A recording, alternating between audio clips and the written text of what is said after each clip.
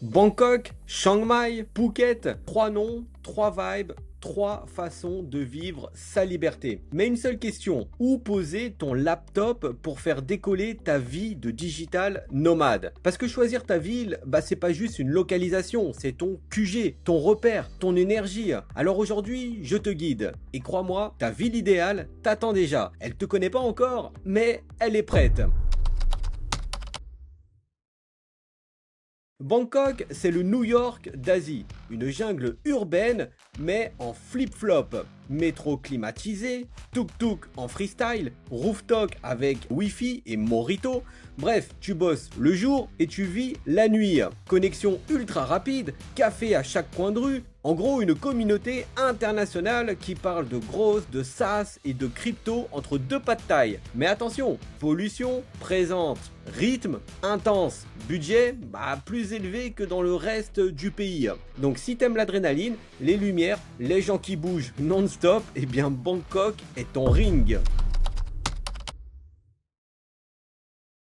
Chiang Mai, c'est l'antidote. Moins de klaxons, plus de temples, un air plus pur, une vie plus douce. Ici, les matinées sont productives, les après-midi inspirantes. Coworking zen, café design, nourriture délicieuse pour 2 euros et surtout une communauté de nomades comme toi. Ici, c'est un peu la base des créateurs de contenu, des freelances et des solopreneurs. Alors pour le budget, compte environ 1000 euros par mois et tu vis comme un roi. Mais pas de plage, juste des montagnes, des rizières et du calme. Si t'es dans ta phase deep work, eh bien Chiang Mai, c'est ton dojo. Passons maintenant à Phuket. Là ici c'est vraiment un mix. Du luxe, des cocotiers, des scooters en short. Et si tu choisis bien ton coin, genre Rai Way ou Kata, eh bien t'as à la fois le calme et la vue. Tu bosses entre deux baignades, tu montes un business en tongs et tu fais des visios avec le bruit des vagues en fond. Mais moins de café digital friendly, la pluie peut t'attraper en mode surprise et les tentations touristiques, elles sont partout.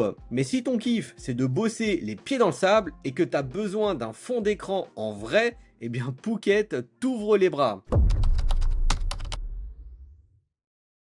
Alors spoiler, rien ne t'oblige à choisir une seule ville. Tu peux bouger, explorer, créer ton propre circuit.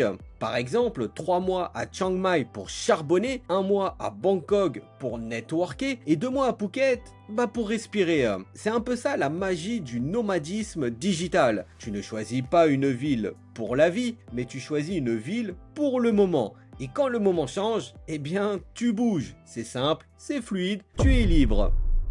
Alors maintenant, Bangkok, Chiang Mai ou Phuket? Ou alors les trois? Dis-moi en commentaire, toi tu es plutôt de quelle vibe?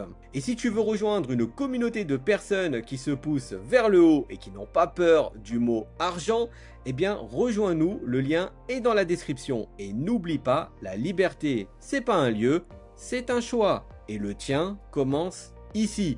Alors prépare ton sac et pose la première pierre de ton aventure.